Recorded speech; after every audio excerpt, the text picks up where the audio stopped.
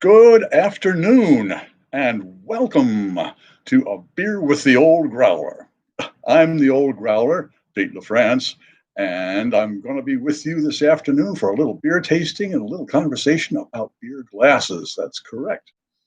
Okay, well, today is the 17th of June, 2020, and it is the 92nd day of shelter in place, or as they call it here in New York, being on pause. Now, hopefully, we'll go to phase two of our situation on Monday, so I'm looking forward to that. That means you might be able to go and have an outdoor table.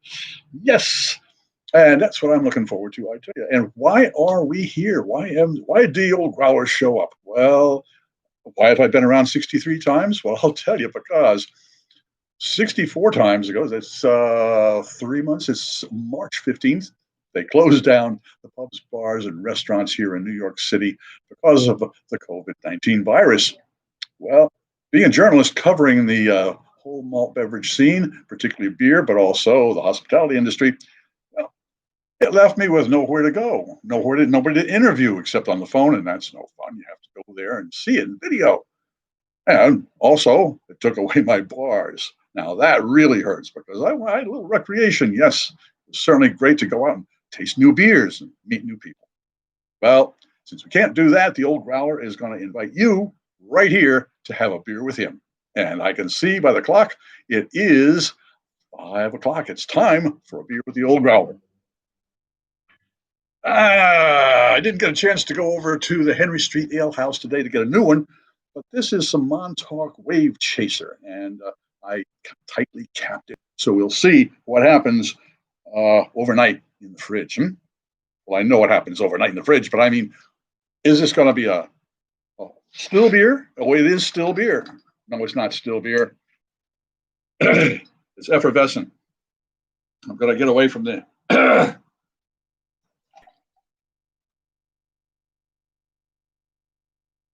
Well, now, look at that. That looks like a head to me. Yes, it does. Right. Well, it's kind of a cloudy day today. Hasn't been the best, that's for sure.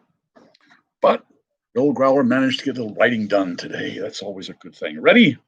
Okay, here we go. It's good to see folks here. And I hope you have a beer in your hand or a glass of wine or some other libation. Are you ready?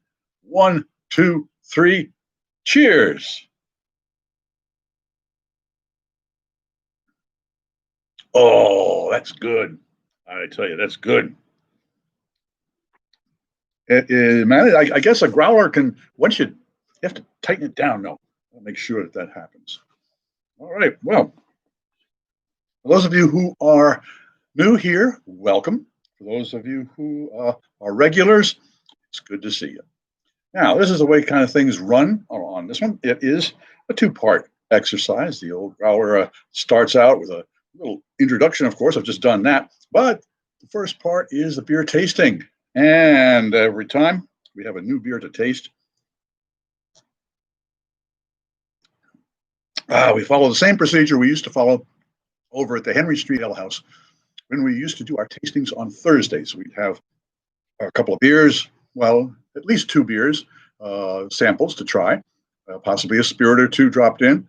And what we would do is we would sit there, and Jerry, the bartender, Jerry Scott, he's the manager, and Jim Bennett, and usually 2 or 3 other customers.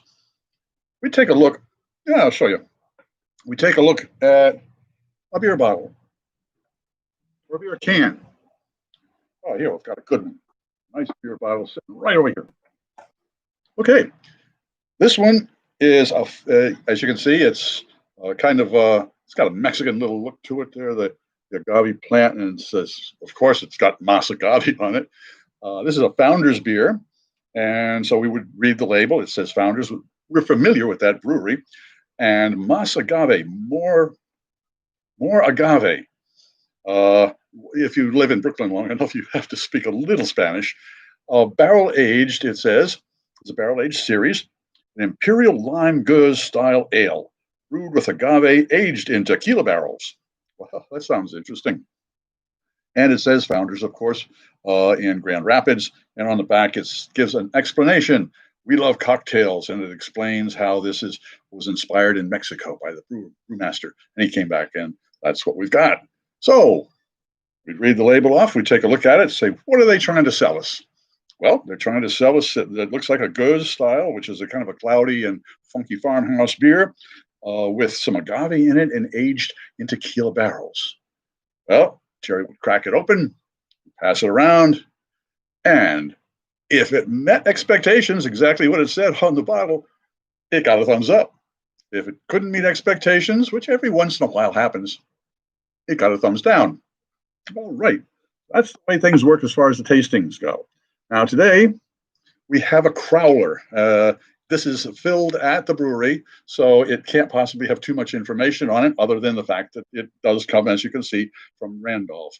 And this is, I think, the third or fourth in a row we've done from Randolph, mainly because on Sunday I was walking past there and they were open for business. I'm always interested in a brewery that's open for business. And this one here, it happens to say simply stout. And so that's the only thing on the label that you can possibly read. And how can that help you? Well, I've got a cheat sheet.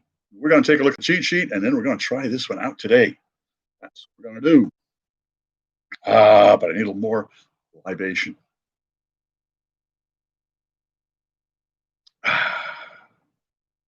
If you enjoy this type of tasting, don't forget to give us a thumbs up. And I'd really appreciate it if you subscribed. And so you don't miss any of the Old Growler, just touch on that blue bell down there, and you'll get an alert every time we go hot.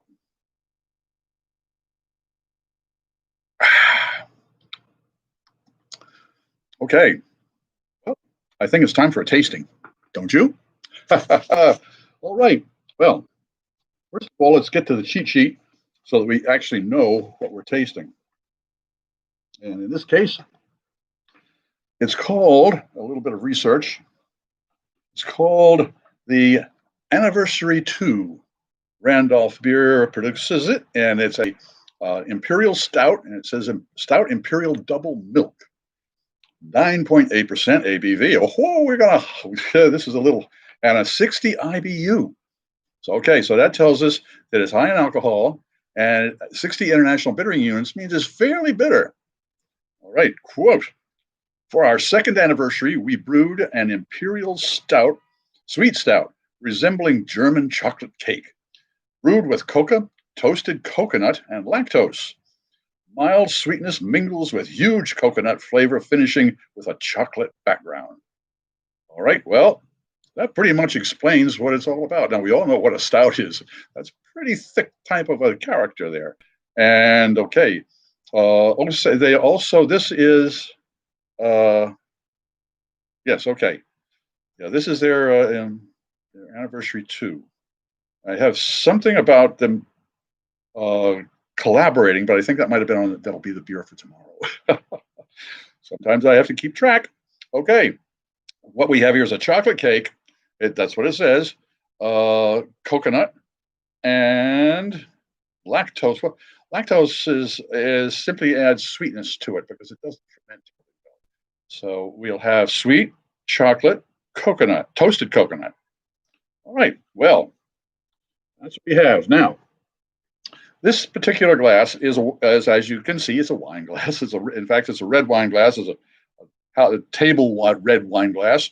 And the reason that I'd use this for tasting for all of my beers on the Old Growler is because it leaves all of the beers so that they are coming out of one type of vessel, so that it's not designed specifically to enhance either the aroma or the flavor of the beer. And that does happen. And that's what we're going to be talking about after the tastings. We're going to be talking about different wine glasses and how to pour beer. Now, that might be, you might say, oh, that's a simple thing to do. No, it's not. There's a reason to do things. All right. Well, we've got our glass. And we've got our container. We're going to open it up and see what we've got. Woohoo! It's a foamy little devil. Oh, it's controlling itself. All right. Here we go.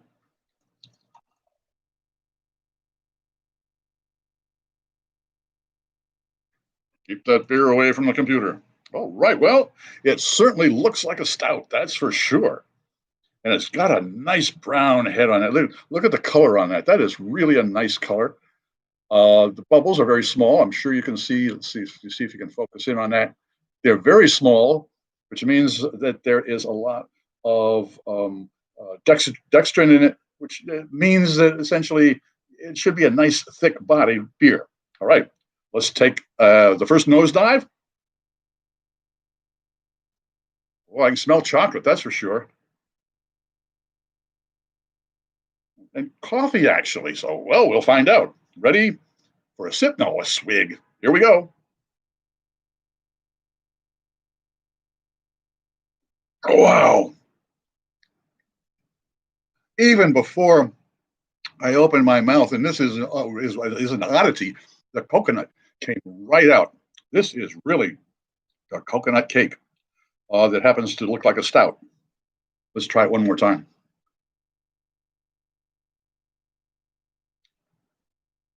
Well, I must say it's the right color.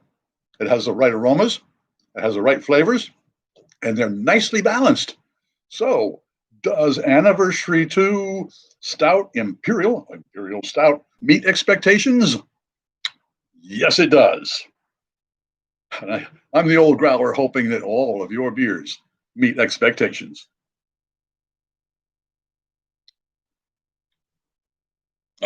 Thomas, drinking alone in Atlanta. Well, that kind of puts us together, so to speak. Here in Brooklyn, pretty much the same thing. But we got ourselves a good beer. I certainly hope you have a good beer as well. Right. Well, I'll take a little time to think about this one. I mean, it is it is exceptional. Now, it might be that we have tasted three of their other beers over the last. Wait a minute, today is Wednesday, so two beers over the last. This will be their third. Tomorrow will be their fourth. I think it's a pale ale, and this one, this one certainly is the winner of the others. The first one was, I believe, a saison, and then there was a. I wished I could remember, but I just it slips my mind. Anyhow, this was a wonderful example. It is a little chilled. The refrigerator we have, it keeps things quite chilled, but so this one's a little chilled. It's going to be interesting to see what happens when it warms up a little bit.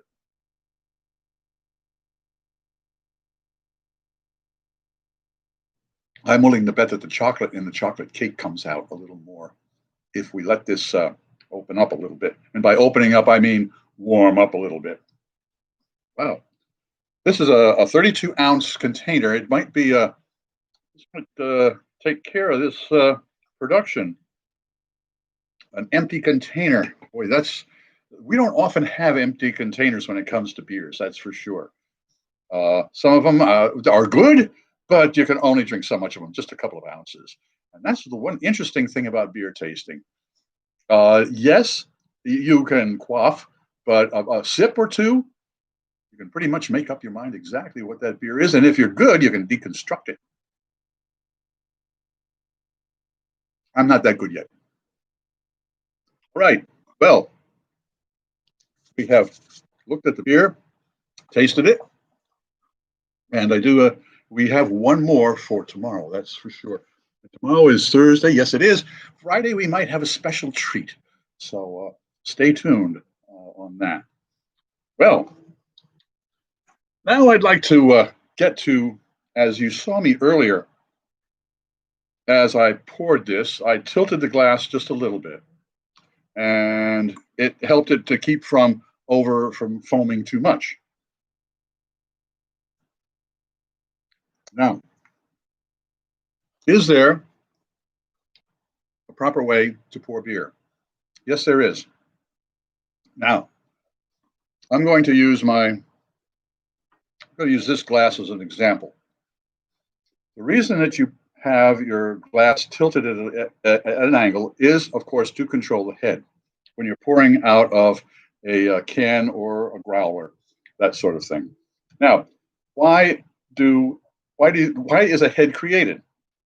Carbon dioxide, of course, but it also has all of the proteins that are in the beer form little balls around the gas, and they let them come up. Now, some of them, if they don't have too much protein, you see very large bubbles, similar to Budweiser or any of the other mass-produced beers.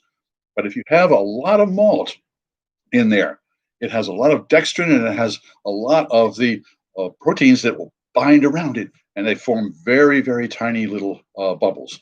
And that's called a well-knit head, and that's what you're looking for.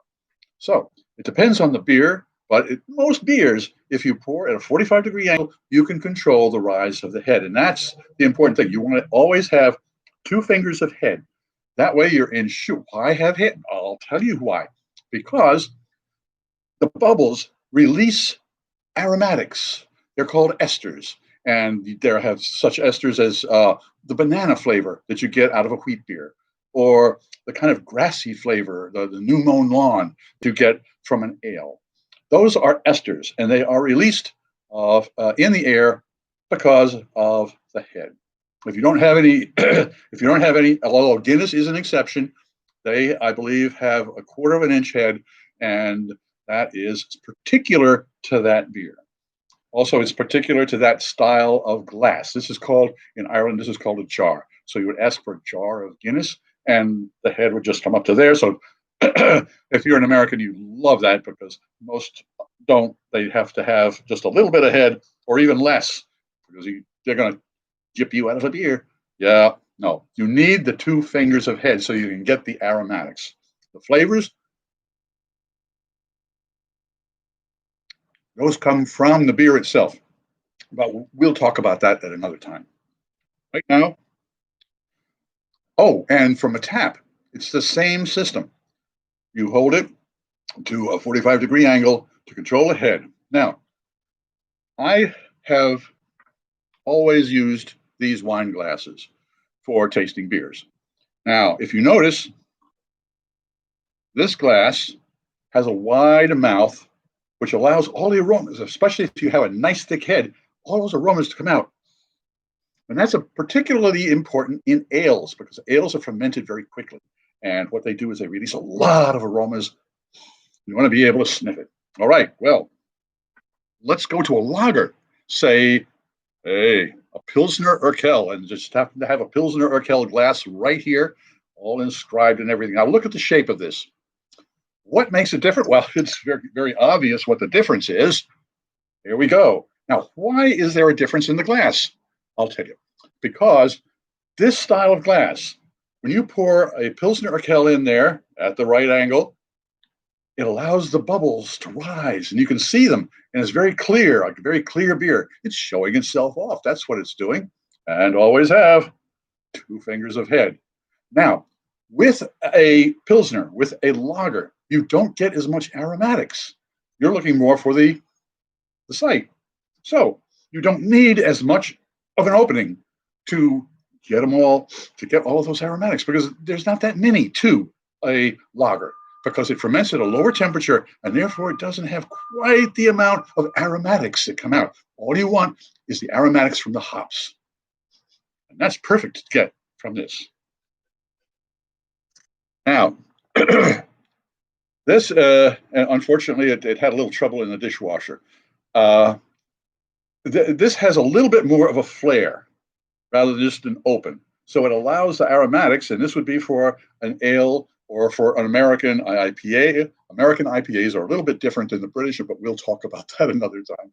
This one is set for ales, so that you get more of aroma capture in there, and you can also have a greater head. Look at the difference in the amount of head surface that you get. This has only got about 2 inches across, and this one has a good 3. So you can see how important aroma is with ale compared to the delicate aroma that you get from a Pilsner glass. Finally, you might have heard that in Belgium, they have a beer glass for every single beer. And that's the truth, because they have designed the glass so that it shows off that beer perfectly. Oh, that's good. I don't happen to have a Belgian beer glass, but what I do have, oh yes, I do. Here it is. Oh, look at this. Oh, the devil may care. And for those of you who are slightly, they're the naked ladies are running all around in good stuff. which is, of course, the devil makes you do it. But you can see that it is a tulip type of thing, but it holds the aromatics in there so that when you're drinking the beer, you do have the head, of course, but you also have a way to capture the aromatics right here and give a special accent to any one of them. Now, you can see the difference between the size of the tops of those two. And I'm not even going to bring out the Pilsner glass when it comes to that because size matters. All right. Well, also the style of glass. Notice it's a tulip. It allows you to see through the color of Duvel beer, which is a little bit dark. So what you want to be able to do is have a glow look to it. It also has, as you can see, a little bit of a stem. That way, if the Duvel is exactly the right temperature, you're not warming it up with your hand. You're holding on here. So that's important. It also shows you that temperature is important to the Duvel. So those are the difference between the glasses, and there's the good reason to pour beer in a certain way. Why is all of this important? I'll tell you why. Because it has to do with the appreciation of beer.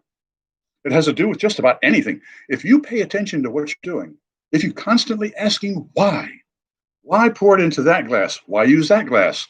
Then you'll start to learn about what the differences in beers are.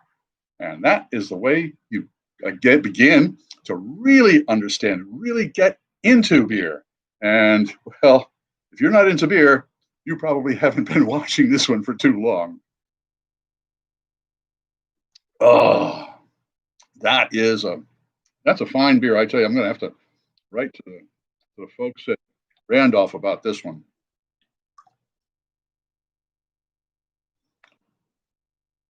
Well, I hope you have enjoyed being with me today.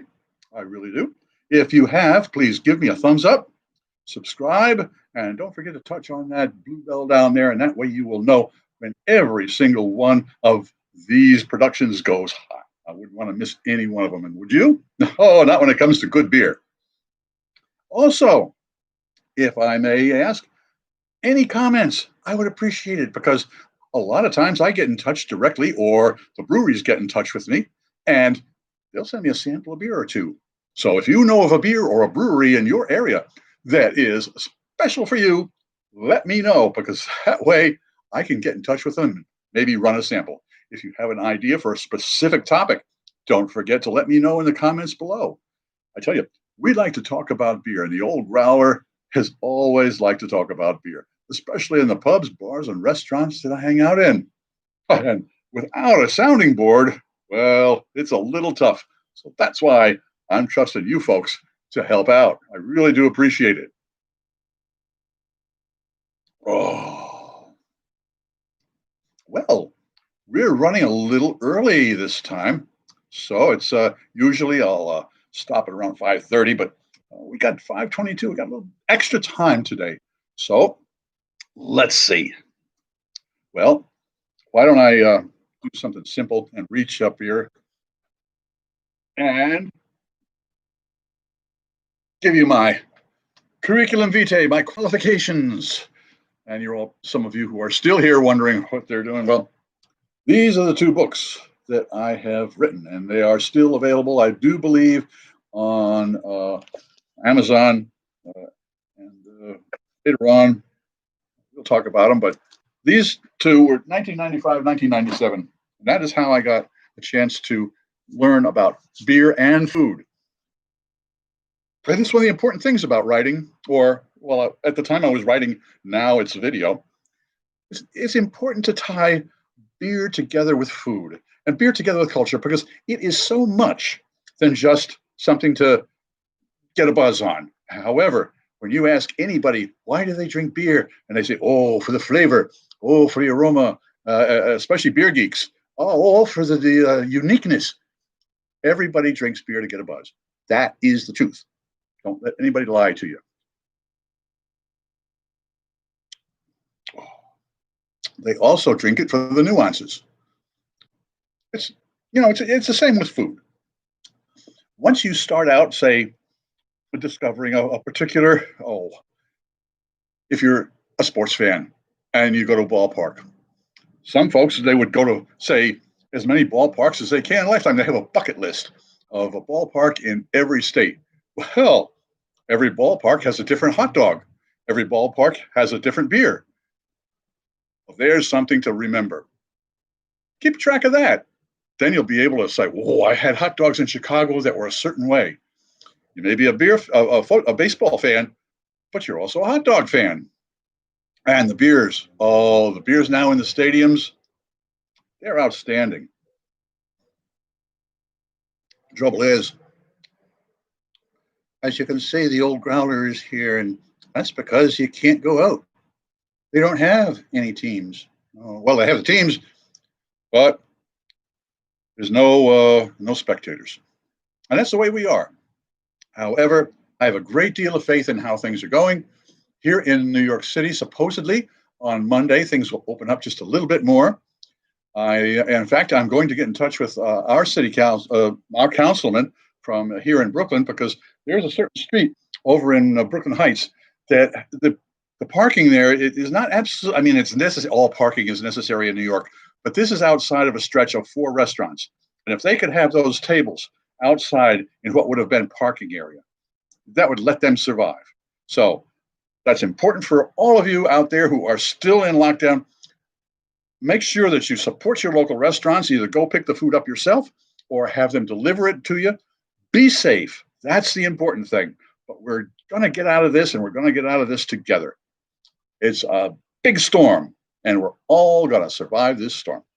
So, saying that, I want to thank everybody for showing up. Again, ask you to subscribe, give me a thumbs up, share me with some of your friends, and don't forget to leave a comment below. I really appreciate you being here today, and look forward to seeing you tomorrow. I'm Pete LaFrance, the Old Growler, hoping all of your beers meet expectations.